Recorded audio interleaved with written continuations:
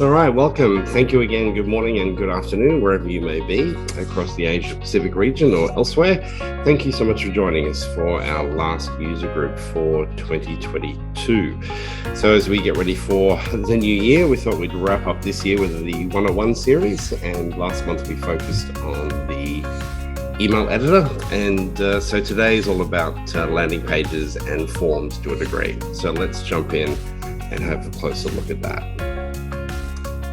So just some general housekeeping, most of you will be aware of this. We use Zoom to host our webinars and replays are available on our website. Feel free to ask questions through the Q&A function as we go throughout. We have a couple of members of the team at Marketing Cube looking after the Q&A function for us, and just be aware that that's public. So when you ask those questions, everybody can see them. If you do need to ask something a little bit more privately, you can use the chat function to do that. My name is Derek Bell. I'm the Director of Customer Success and Marketing. And with summer in the air, I thought it was time to get the Hawaiian shirts back out again. And I'm tired of my, am I tired? Maybe I'm exhausted of my Facebook feed constantly showing photographs of friends overseas. It's that proverbial shot of them sort of lying down on a couch or by a pool, just with their feet in shot with this beautiful backgrounds.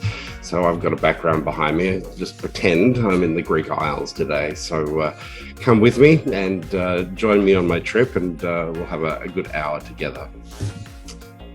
All right, so the agenda for today is really pretty much giving you an overview of landing pages and forms, and we'll work together and jump in and show these things to you. Also look at how you can help maximize some personalization using field merges of dynamic content across both the editors, not just emails, but also on landing pages as well.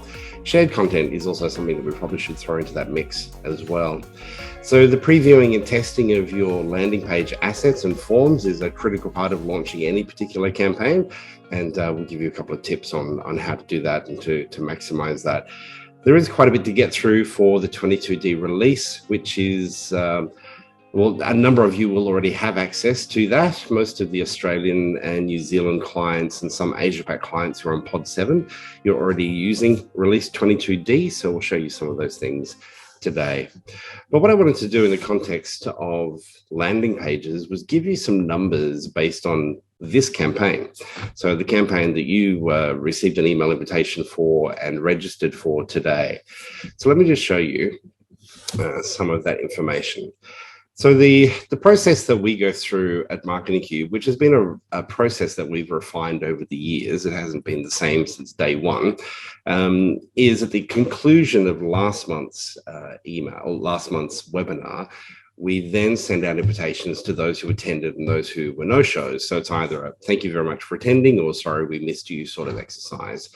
What's really interesting, and we've seen this as a recurring theme throughout the year, is around this month specifically, 22% of people who registered for November did so off the back of the emails they received as the thank you for attending, sorry we missed you, communications from October. So there really is merit if you've got a recurring type of an event in a webinar, like something like the Eloqua user group is a great way to do it. While you've got that audience and got them captured and got them interested and engaged, then is the best time to invite them to come to the next one. So you'll notice that we also do that occasionally with a QR code in the presentation itself to incite or to incentivize you to register for the next month. That won't be happening this month. We'll do a little save the date exercise, but we need to work out what we're doing in 2023 before we publish that. So at least we'll get the date into your diary. So post-event comms really do work. And it's certainly the repetition of that, I think, which is helpful when you have a recurring type of an event as well. Now, the primary round of invitations, that is invitations that go out to the chunk of people who are subscribed to the user group. This month, that was obviously our home run email. It delivered 60% of conversions this month.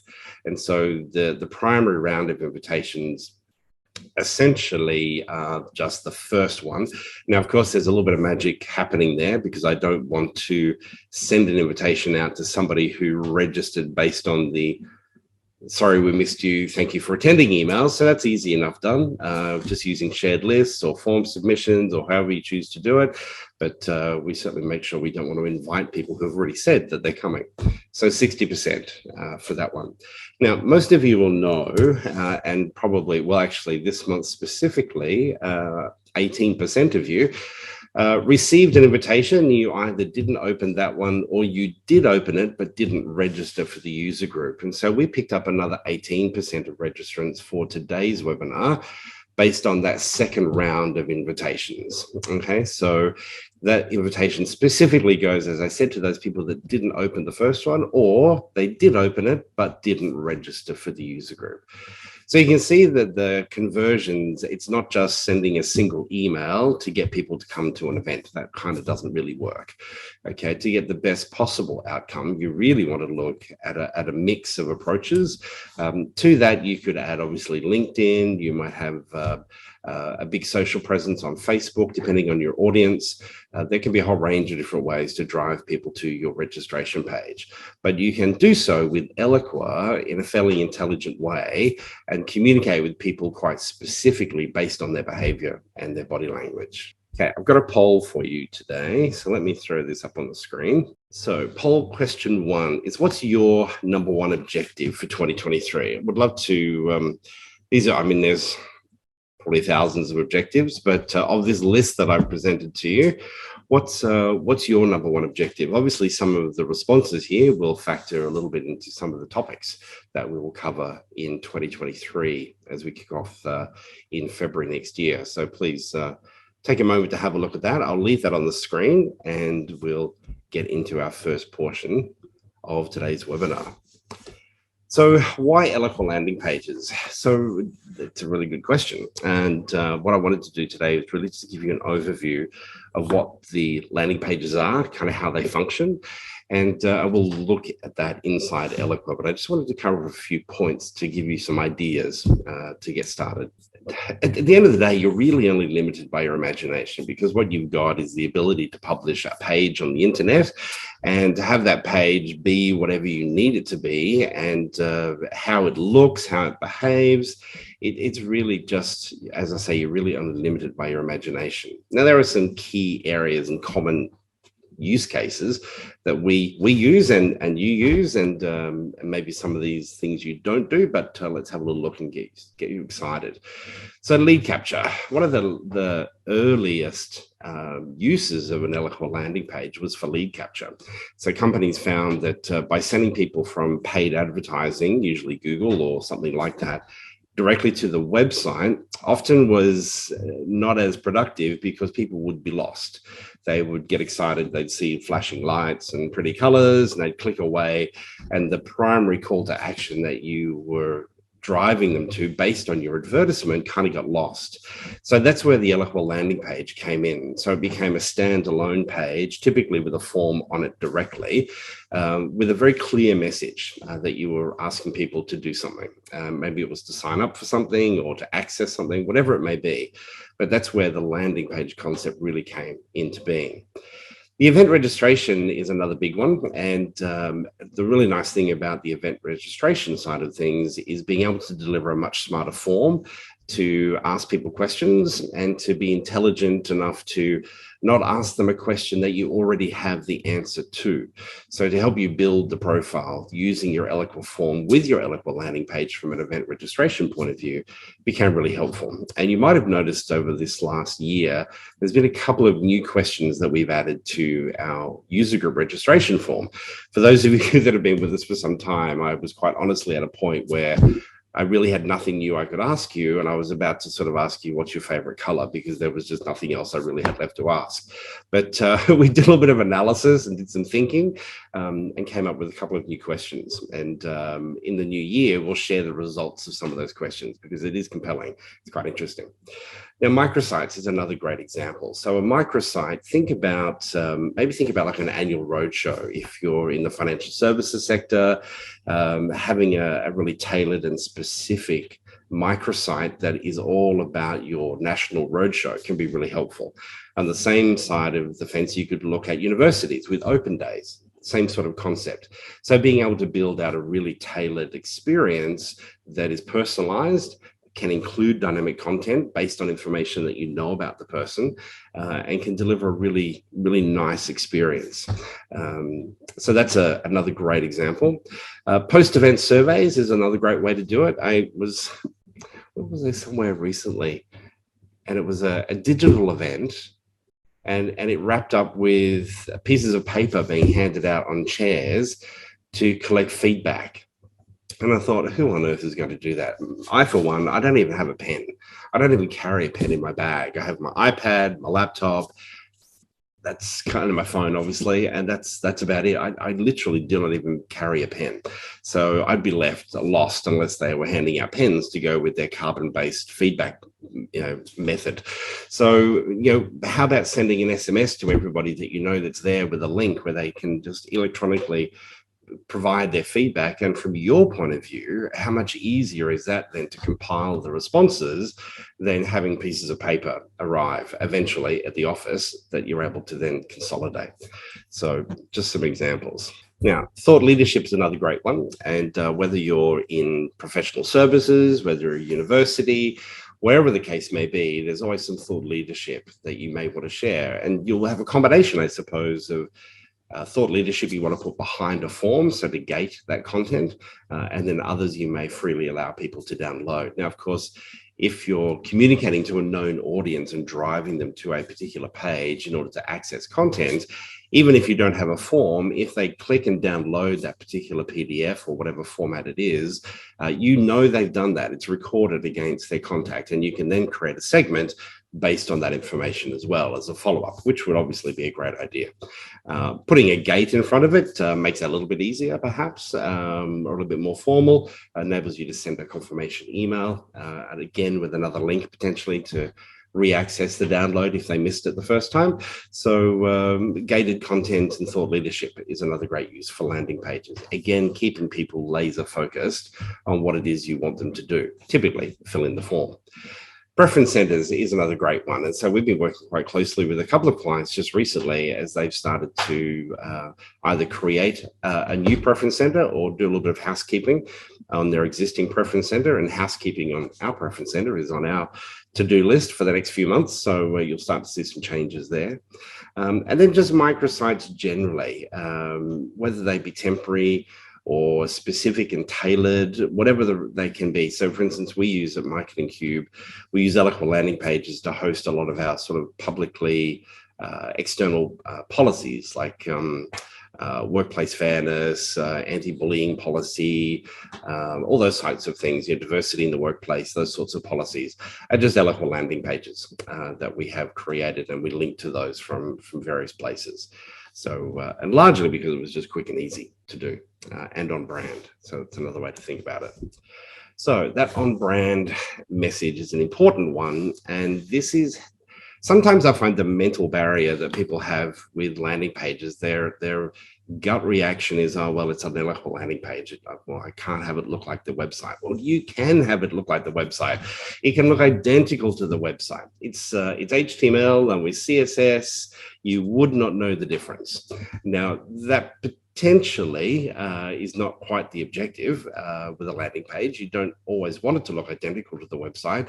What you're trying to do typically with a landing page is to remove some of the visual distractions that you can see when people hit the website, which goes right back to that original point I made from when landing pages really first became part of tools like Eloqua, because companies were finding sending people to the website, they would lose them. They'd get distracted with all the top line navigation, all the navigation in the footers, etc., and all the shiny flashing buttons, and you'd lose them. So the landing page often needs to be styled and look like the website, but perhaps not identical to the website in all cases. Something to think about, at least. So you can see there's some relevant points as to how that CSS can really help your Eloqua landing pages to look exactly like the rest of your website. So the quickest and easiest way to make that happen is through templates. And templates are by far the quickest and the smartest way for you to do that. So at Marketing Cube, we've developed some CSS with our front-end developers that sits on a server, and every single landing page, and it can sit in Eloqua too, by the way, but that every landing page that we have has some JavaScript in it, and that JavaScript points to the CSS and then renders the page as you see it when you visit our pages. So it's the right font, etc. It matches the website and so on and so forth, right down to how the form behaves, not how the form behaves, but how the form looks, for instance, actually, and to a degree, how it behaves as well. So little things like you might notice when you register, we ask you for, if you'd like an SMS reminder. If you say yes, you'll notice that a field drops down to select or for you to add your mobile phone number. So that's a little bit of combination of JavaScript that's working a little bit of magic in the back end to deliver that experience. So there's a whole range of ways you can do it. Now, the key thing to understand from last month, everything that we talked about last month in relation to the navigation of building out your email, so bringing multiple columns and adding images and adjusting fonts and color and width even of your email, etc. All of those navigations and controls that you experience are identical within a landing page. So if you can build an email, you can very easily build a landing page. A very simple process. There are just a few things that separate the two from a functionality point of view. The big one is that obviously a landing page will host a form. So you can add a form and host that form directly on a landing page. You can also host and watch YouTube or a Vimeo asset. Now you'll notice, you might think, well, hey man, how can I do that in an email? Well, what you're doing in the email is really just dropping in a placeholder, which is the video and the URL, and your featured image from YouTube or Vimeo will pull through and display in the email. However, excuse me, however, when they click on that in an email, they're taken directly to YouTube or Vimeo. Not always the ideal outcome, depending on how you want people to consume your video content, but that's the difference. So within a landing page, people stay within the landing page and they're able to consume that video directly on the landing page without leaving to go to somewhere else. You can also present a carousel with rotating images. It's not something that we use a ton of, but we certainly have used it, generally in the context of events where we may want to get several messages across, and instead of using loads of real estate, sometimes the carousel is a nice way to do that. And of course, at the end of the day, it's a web page. That's obviously the fundamental difference, and it's accessed via your URL. So you can take that URL and put it in any browser and obviously view the page. Now, of course, it's live within minutes. That's the other nice part. Now, what I wanted to do was just show you some examples from Oracle and from others as to landing pages and form integration. This first one is not an Eloqua landing page, but the form experience is integrated to Eloqua. So from this Oracle page, we click on download the report. You then get a pop-up where it asks for your business email. Now, what you see versus what I see will differ. I've done this like at least 4.5 million times at oracle.com. And so they know pretty much everything about me. And so I'm at a point now where they don't ask me anything else. They just simply ask for my email address. Okay. So I populate that, pop in my email address, and then Shazam, I get a link to read the report. So then I click on that and off I go. I also receive an email from Oracle with additional links to access that same Gartner report, for example. So that's one example, and that's a pretty tight integration with the CMS and Eloqua forms to behave in a particular way. Now, other examples. This is now Marketing Cube. This is just for us. This is an Eloqua landing page with an Eloqua form, looking at some thought leadership, really quite simple, but all done through a template. So no changes there or anything, no HTML needed, nice and simple. This next one was something that our development team, our technical team, developed for a client a couple of years ago, and specifically designed for an iPad, which is easy enough to do. It's just page dimensions. It's all responsive anyway, and sat in lounges, airline lounges.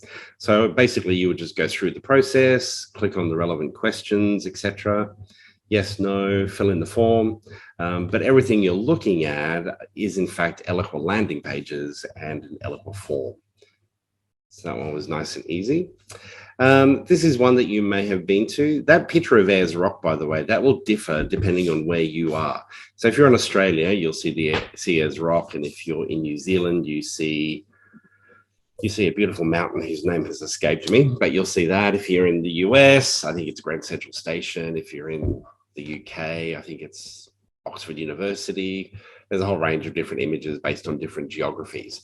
So that's the ability to be able to use some dynamic content with the page to personalize it based on your known contacts. And this particular page is just filled with a whole range of different replays for people to look at. Okay, so another one. Let's have a look at, this was a webinar series that we did in, I think it was in 2020. And so what we ended up with was a series of replays for people to access. And so here's a whole range of different things here people can play with. And so again, just a standard Eloqua landing page with links that take people off to then relevant pages where they can access the different replays. Another use we developed was this one here, which is for a blog post. So this specifically was a blog post that we've written that forms part of one of our nurturing campaigns. And we didn't post it on our blog. It's only available here. What you can't see without sort of digging into it in too much detail is there is some personalization in there with people's name. Their name is used a little bit. Their company name is used a little bit. There's also some additional calls to action for people as they scroll through and have a read. But of course, that whole page is responsive as well. So it looks fine on mobile as it does here on the desktop. And at the bottom of that, we've actually got a call to action to access a piece of thought leadership. So anyone that really reaches this page, we already know who they are. And so what this enables us to do is just to get to know them a little bit more with a few more questions. And a joint campaign. So this was a joint campaign that we ran with Oracle. So this was the registration process. And what we're looking to do here is to present people with the ability to see, who's speaking at that particular event. We've got the details in place. And so this is sort of putting in what is sort of a quasi navigation system. It's not really a navigation system at all. It's really just a button that links to a second page. So it's really just two Eloqua landing pages, but built in such a way that they essentially look like one page, hopefully. So nice and simple, register now details and so on and so forth. And we just changed a little bit out here at the bottom from an Oracle point of view, who are obviously co-sponsoring and co-delivering that particular event. So that's just a couple of examples of using some Eloqua landing pages, perhaps a little bit differently than maybe you've thought about doing today. There are some reasons that people give as to, well, we're not going to use, or we don't use Eloqua landing pages, not sure why we need to, etc. The one that I really love the most is, well, that's how we've always done it. Well, just because that's how you've always done it doesn't make it right. There are some massive advantages to using landing pages. And one of the key messages is it's not about replacing the website. That's not. So if the website team are starting to get stressed because they think you're going to use Eloqua to replace the website, that's absolutely not what we're suggesting. Okay, so there's no sane person would suggest that Eloqua is a website tool. It's not. It's a landing page tool, okay? Designed for you to create assets specifically to underpin your campaign objectives and those conversions that you're trying to get. So these are just lists of some of the excuses. And in many cases, I think we can overcome those excuses. And sometimes it's just a matter of trying and giving something a little bit of a go. If you had to list out some of the advantages as to why using an Eloqua landing page is a better way to do things, personalization is certainly right up on the top of the list. Dynamic content, which you could argue is also personalization, is also right up at the top of the list. The YouTube and Vimeo embed is also, I think, a really good tool. It helps keep people away from youtube.com and vimeo.com and keep them focused on the content that you're actually wanting to share with them. And the fact that things can happen so quickly. So a landing page can be up and live and running within minutes. Now you achieve that process in minutes, literally, if you've got good templates in place, and they're easy enough to produce. So don't feel like it's a roadblock at all. So adding CSS to your Eloqua landing pages to mimic the website in CMS is easy. Marketing Cube can obviously assist you with that. We've done that recently for a number of clients. Some clients do it at the point of when they first buy Eloqua. The only thing you've got to watch there is if there are then changes made to the website. We want to make sure that the CSS, obviously, that Eloqua is talking to, catches up and is in sync. Okay, so if there are monumental changes happening on the website, we need to make sure that CSS is also updated from Eloqua's point of view as well. The ability to take a page down is as simple as flicking a switch. So that can be sometimes a problem or an objection that people have, like, well, how many pages are we going to have floating around? That's fine. You can take them down as quickly as you put them up.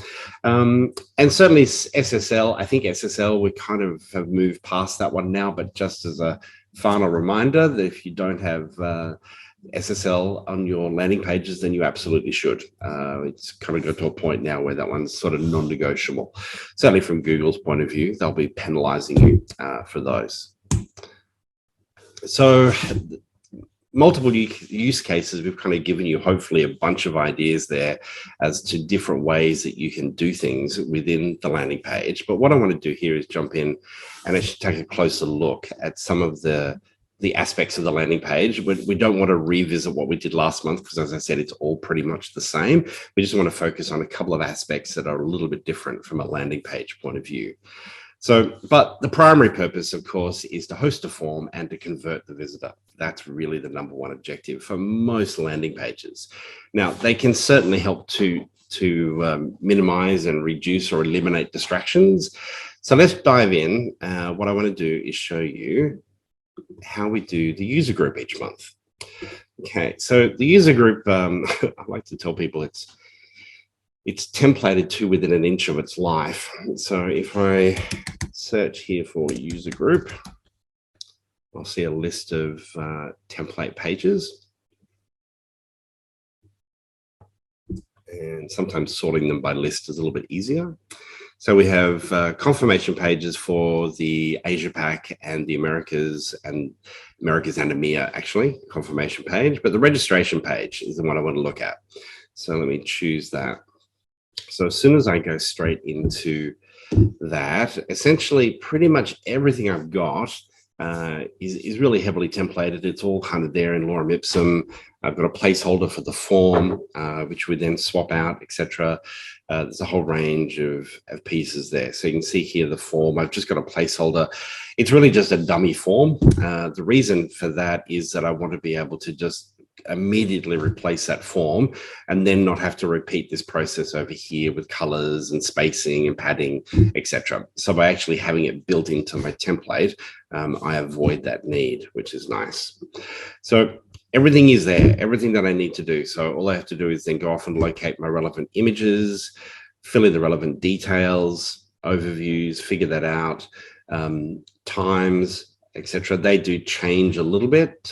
This time of year is the worst, actually. The last three, so from September, October, November, it's different times every month. You don't feel it, but I do with the US user group, with us being in, them being out, then both of us being in of daylight savings. Yeah, it gets a bit of a challenge, but that's fun. Then topics in relation to agenda that you can see there. Some of this information remains the same. We have some testimonials built in and so on and so forth. So a lot of this information at the bottom, it doesn't really change each month. So everything pretty much from here down remains the same. This information is constant. It's really just this area here, the agenda, that changes. The times change a little bit depending on which month it is. Swap out the form, put in my copy, and Shazam, I'm done. So as long as I've got that copy ready and that information is there, I'm ready to rock and roll. So the consistency that enables really helps to speed things up. I've already been through the exercise and looked at it from a mobile point of view as well. So everything's sort of optimized, and I'm happy with how that looks. So I don't have to worry about that each month or think about it. It just simply happens and is there. So that's one reason why things happen reasonably quickly with the user group. The thing that takes the most time is the thinking around the copy, which I'm sure you're not surprised by. But the nice thing about having placeholders is I can just simply click on the replace option. If I look at this month, so 1108, and here you'll see a whole range of images that we have in place. Here's the daylight savings one. It's actually dynamic content that I generally drop in here. So each of you will see things a little bit differently depending on where you are. So if you're in Brisbane, you would actually see an image that is 10 a.m. on Tuesday the 8th. And if you're in Auckland, you would see 1 p.m. Tuesday the 8th, and so on and so forth. So it's actually dynamic content that I drop in there. So I can remove that image, go off and find my dynamic content that's been built using the date format, and there's my landing page banner for registration. So when that drops, now just like your email editor, Eloqua will always by default put about 10 point pixels padding around that. In this case, I don't want that, so I can just get rid of it like so. So if I don't know where you are, you'll see this sort of image. If you're an Eloqua user group active subscriber, you'll get this information. If it's the first time you've joined us, then you would see something like this based on geography. So it all depends. If we know who you are, you get a very personalized, it's great to see you again. If we don't quite know, if you've not attended previously, this is all around the rules and the dynamic content, right? So it's just highly tailored based on what we know and what we don't know about each individual person. Now, the key thing you need to do when you begin the process with any of your landing pages is to select a microsite. So for us, we have one called events. I would then put in a URL. I'm just going to make something up in this case, test-URL. And you'll notice here that my browser title and everything is already hardwired into my template. So I hit save. I'm just going to call it delete, so I remember to delete it afterwards. And once that saves and is done, I'll then be able to view that online, which will just take a moment. But you might notice down here under the code and tracking, there's additional JavaScript. And so this little piece of JavaScript is pointing to a server, and on that server is all of our CSS and a whole range of other commands and things that we give every single landing page that we build. Now, I don't have to do anything with that. It's just simply there in my template every month. I don't need to touch it. It's the same. If we do need to make any changes, those changes are actually made at the CSS level, which then means those changes are made right across every single page that I have live simultaneously. So that's a nice reason to use that type of an approach, because the last thing you want to do is have 25 different pages, etc., and then decide that there's another 30 that I don't have connected. Yeah, it just gets cumbersome. So a little bit of planning can make that process really quite simple. All right, so my page is now saved. I can click on my URL right here, and that page is now live on the internet. Simple as that. Now, based on cookies on my machine, Eloqua knows who I am, and so that's why I'm getting the "it's great to see you again."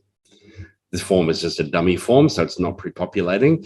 But if you wanted to have that experience, let's just grab, for example, let's replace it with this month's form. So I've created the form previously. So find my form. And it's there, Eloqua user group. And in it drops. And so the nice thing about having it already styled is I don't have to think about it. It just happens. So I can click on save. So one of the questions you might have noticed that we've been adding to the Eloqua user group registration form is for how many years you've been using Eloqua. That's been really quite helpful to help us gear a little bit around how deep we go versus how not deep we go in relation to certain topics. So the now, of course, the other thing is once I ask you this year, how many years have you been using Eloqua, and you tell me 5 years, that information obviously gets stale within 12 months, because in 12 months' time, it'll then be 6 years. So we've taken care of that by putting all of those responses into a program.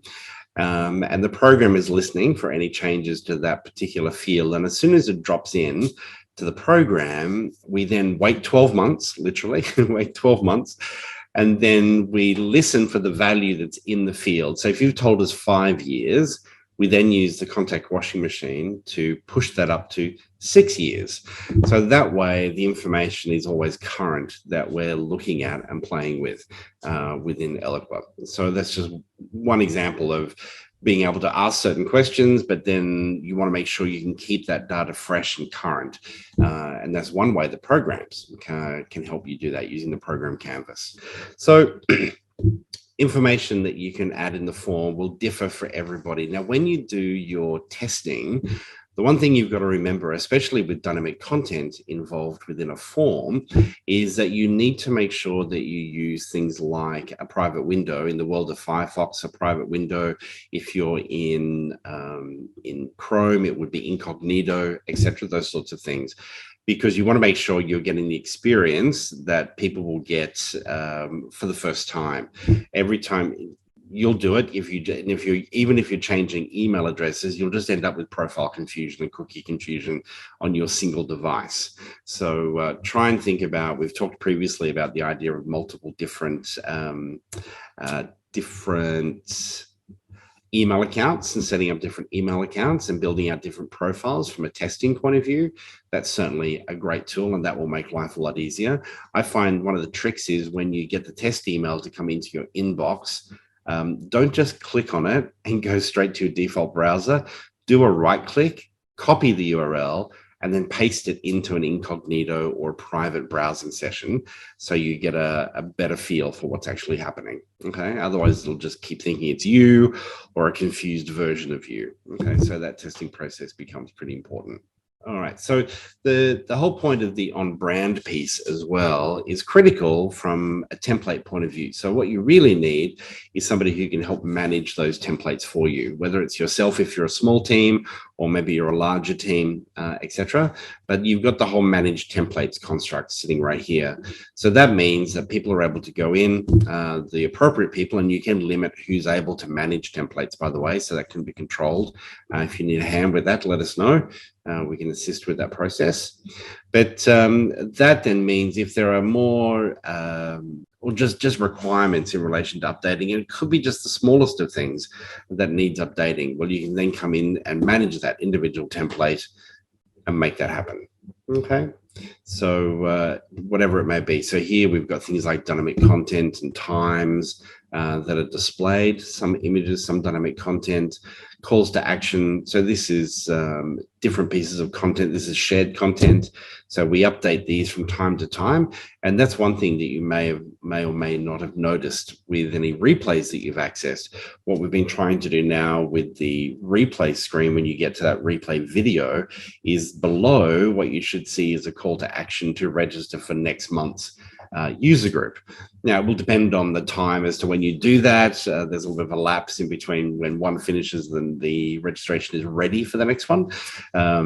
But shared content combined with your Eloqua landing pages can be really helpful, because it helps any sort of assets that you've got, like I've said here, with replays, where replays can be available for many years. It can help keep them fresh and current by using some shared content to spread across those various pages. The on-brand process is critical, and the key way to keep your landing pages on brand is certainly with CSS to help you control the look and feel of those pages, keeping your templates up to date. So it's one thing to create the template, but just don't let it go stale. And maybe it's a quarterly review, maybe it's a 6-month review, whatever it might be, but it's probably a really good idea to get the web team involved in that, as they help from a user experience point of view, all those sorts of things. Help them not have control, because I suppose you don't want to hand over complete control to the web team, but the web team certainly, I'm sure, can help from a design and so on and so forth. And at the end of the day, remember, it's HTML. So if you can do it in HTML, you can do it in the Eloqua landing page. So what we want to have a look at here is just showing you how to preview some of the different pieces of dynamic content and field merges that you might see within them. And then there's that tip again to emphasize using of incognito mode in Chrome or private mode, depending on which browser you prefer to use. And I did have a third bullet point and I didn't add it. So let's come back to that. All right, so what I'm going to do is find a landing page. So the testing functionality to preview your landing page is, again, pretty much identical to what you saw in the email from last month. It's really no different. You're able to view it in the context, or you must always preview it in the context of a contact. So we go to the actions menu and select preview. And I have a few different email addresses configured within Eloqua. So I'm going to choose Derek Prospect from the US, who works for a company called Uncle Sam Inc. And what I want to do here is just see the impact of that particular profile, which has geographical details, tells you I'm in Massachusetts in the United States, and so on and so forth. So first thing I see, yep, great. I've got the right banner. So Atlanta, New York, Toronto, 9 a.m. Wednesday, 12th of October, etc. The other piece that I can see here is the personalization of the form, information that's being captured within the form, etc. That's really it on that particular page. That's really the large part of the dynamic content. Okay. Now, if you're thinking about confirmation pages, then obviously personalization is critical. And it always amazes me the number of clients that don't think to personalize their confirmation page. So here you have a scenario typically where people are filling in a form. They fill in the form, they've given you their first name, their last name, etc. It's the perfect example to use it, and it acts as confirmation, so the person knows that you've in fact got their details. So now if I activate that in previews, this is now a confirmation page, again, for what was the October Eloqua user group. So we can see your registration is confirmed, Derek. I mean, it's very simple. It's not overt. It's not in your face, etc. It's just as a very subtle piece of personalization. But I use it here as well.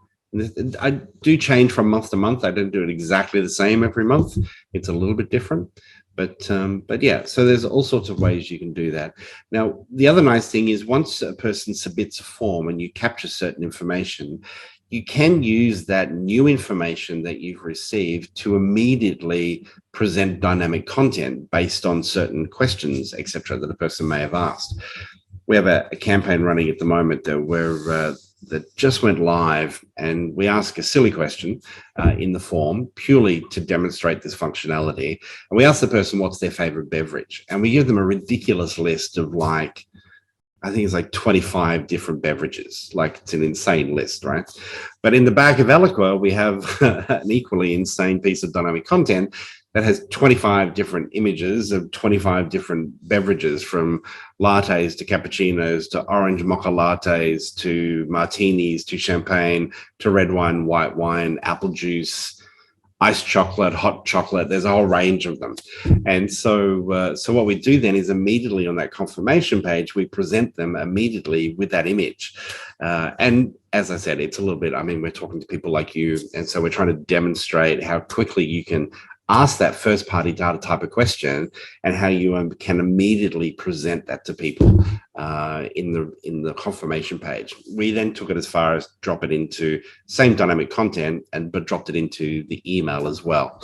The idea being eventually we'll invite them to a drink and we'll offer to cover the cost of a champagne, a martini, or a hot chocolate, or whatever it is they may want to do.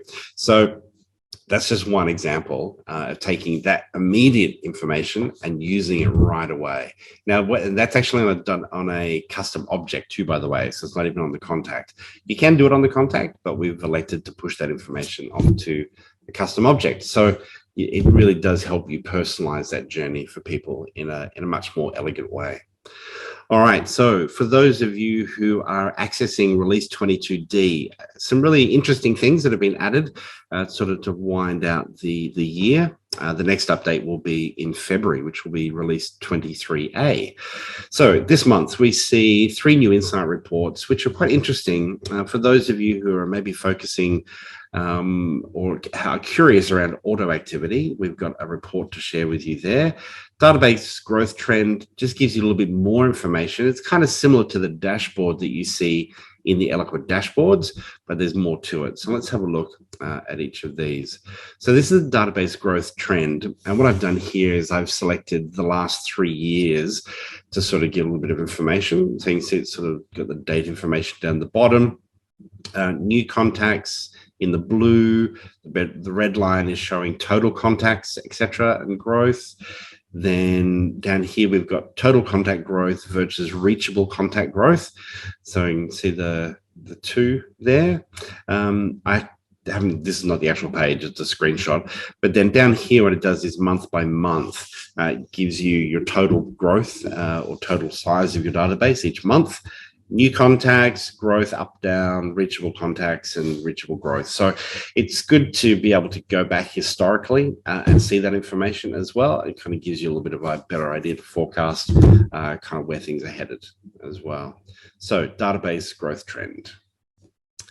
Then contact field analysis. Now this one is good. I think it's, it's going to get better. So at the moment, it doesn't contain custom fields. It's just some of the system fields, which you'll be most familiar with. So that's good. It's helpful. It's certainly helpful from a lead scoring point of view. There's not much point getting overly excited on job titles if you have really poor completion of that particular field and those values missing. So you can see in ours, if you look at fax number right there in the middle of the screen, it's just not something that we need in we don't, at least at Marketing Cube, don't need fax numbers in 2022. So we're so not interested really in capturing that, but you can see we have some, but not many. Versus when you look at email address, obviously it's a required field in Eloqua, so that one has to be 100% populated. And then you look at addresses, business phones, geographical information, etc. So quite an interesting report to look at, helpful in the context of lead scoring for sure, as you try and create emphasis, but data quality obviously will be a part of that exercise. So something to be aware of.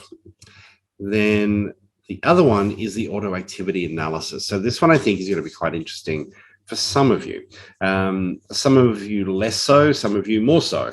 But what I've done here, this is I did it from January this year, because effectively Eloqua was tracking this information from February this year with release 22A. So going back beyond that is kind of a moot point, I suppose. But you can see you've got a breakdown there of total opens, then unique opens, and then auto opens. Okay. And again, just to really emphasize to you again, when you're talking to Eloqua, that makes you sound like a mad person, doesn't it? When you're using Eloqua and you ask the segments to return everybody that's opened a certain email, or you're on the canvas and you're asking, did they open yes or no? Those exclude auto opens. Okay, so just make sure we're crystal clear on that point. Auto opens are excluded from any of those values. This is purely from an informational point of view. All right, and you'll see below then a complete breakdown month by month of the individual email assets and the data that's associated. So there are 3 new reports that you have available. One thing that's been added, which is super nice, this is really just a UX improvement, I think more than anything else, is a home option when you're playing with the Eloqua dashboards. So when you look at the dashboards, and hopefully you've been in here and had a little bit of a play around, the challenge was to then get back to the home screen. Okay, so what's improved here now is that you have, from the drop-down menu here, you have a link called Dashboards Home. And so when you click on Dashboards Home, it then brings you back to this home screen. So as I said, it's more of a UX improvement than it is anything else. No change to the reports per se, just simply navigating and getting around them. Now, for our Salesforce customers, this is not this is a good improvement, but it would all depend on whether or not you even use this data in Eloqua to start with. Essentially, what it's doing, it's helping you take super long billing addresses from the billing address field within Salesforce at the account level, or even at the contact level, I believe, if I understand correctly. But if any of those values exceed 100 characters, the app will now automatically split them out. You'll notice if you're looking at address, you have address 1, address 2, and address 3. Then you have city, country, state, etc. So the app will now split those out accordingly. Okay, so and it's pretty intelligent in the way that it does that. I believe it doesn't go halfway through a word. So if someone's at George Washington Avenue, it's not going to be George Wash and then ting on the next one. It's pretty smart in the way that it splits those out, which is nice. Okay. Then for those customers who are using WebEx, there is an updated WebEx app. So if you are using WebEx and you're using the new WebEx tools that are available, then you certainly want to make sure you talk to your Eloqua administrator and get that information or get those apps updated within Eloqua as well. So you're maximizing that opportunity with the connection. Then for those who may be using the Oracle SMS functionality, there's additional enhancements there around being able to save as previous setups and configurations, and also view dependencies. So that enables you to see where that particular SMS is being used, in which campaign, and et cetera, and where it's being triggered from. So that can be helpful as well.